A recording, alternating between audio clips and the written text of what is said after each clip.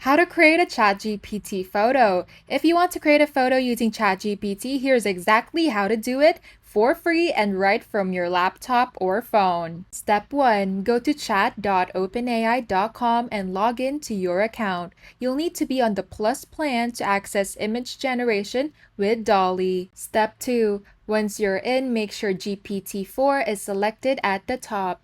That's the version with image generation tools. Step 3. In the message box, type something like generate a realistic photo of a person standing on a beach at sunset.